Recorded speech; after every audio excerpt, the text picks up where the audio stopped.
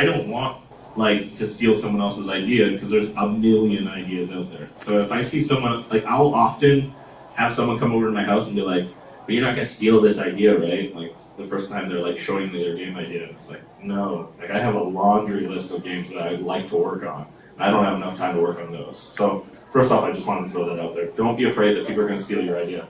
Now it is a serious question, thinking about plagiarism, or it looks a lot like another game. I can say firsthand that I have stopped designing certain games because all of a sudden I played another game.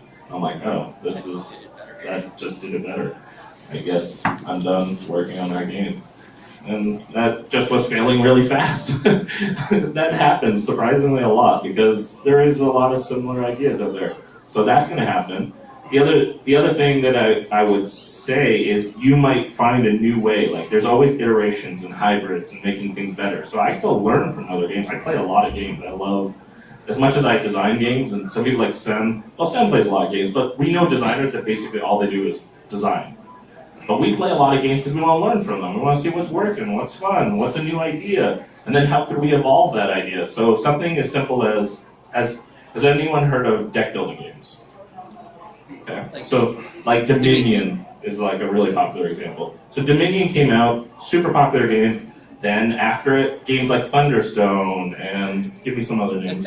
Ascension, and I hate deck builder games, so I'm not probably the best example of this. But a deck builder that I do like now, there's games called Copycat and Trains, and there's a few other games that use it as a hybrid, as part of the game. So there's other things they mix the recipe with, where deck building is part of the game. Now I like it because it's not just building up a deck. Like I don't personally connect with that. I feel like I'm doing the dishes, like rinse, wash, repeat. But like once it's mixed into this other game, I don't see it as much, so it's not bugging me. And so, oh no, don't make dishwashing deck building game. Don't make that game, please. But that's the thing. Like I would say that like you're gonna find that, but you'll also evolve and learn new ways to come up with addressing the same problems. Like we're all individuals. We all have creative things. We all have tastes. Just lean into what you like. And I would actually even say sometimes even build off of other ideas. Like some of my game ideas are in spite of something. Like I don't like this because, so I'm trying to fix it. I'm trying to come up with a new way to do it. A lot of times with ideas, like I said, the industry is so small that you just shoot something. You will work yourself out of the industry if you plagiarize. So very few people do it, and those that do, we know, and they get ostracized from the community. It is remarkably small. It is a multi-billion-dollar business, not for me, but for at large. But it's really small.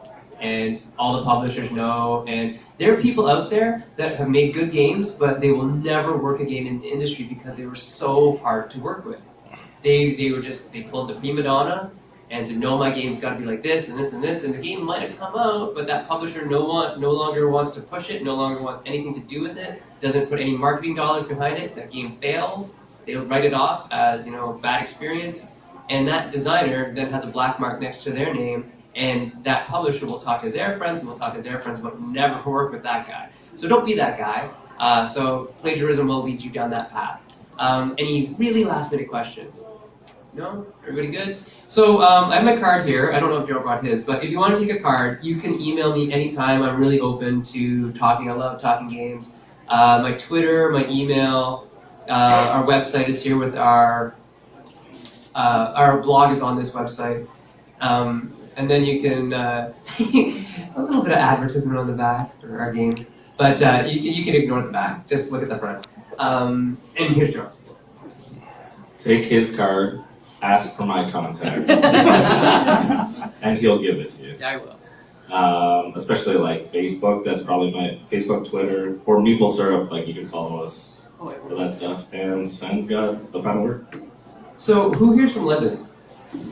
Anybody here from outside of London? Where are you from? Toronto and Kitchener. Oh, okay. So Daryl's actually from Kitchener, Waterloo. But one thing that we're going to start in London soon, do you guys know that there's a board game cafe opening up soon? Which is awesome. So we're going to be starting a designer night there soon. I don't know exactly when and what the parameters are going to be, But that is a really good way to get to know a lot of other designers in the area. I do run design nights with the designers here already at my house. So we might move some of that to the cafe. But if you're ever interested, like I said, take my card, email me. I love talking game design. I love seeing new game designs. If you want to get coffee, and I don't drink coffee, but if you want to get coffee and show me your game sometime, more than willing to do that. London is this weird city where there are actually a lot of people who play board games. They're just all spread out.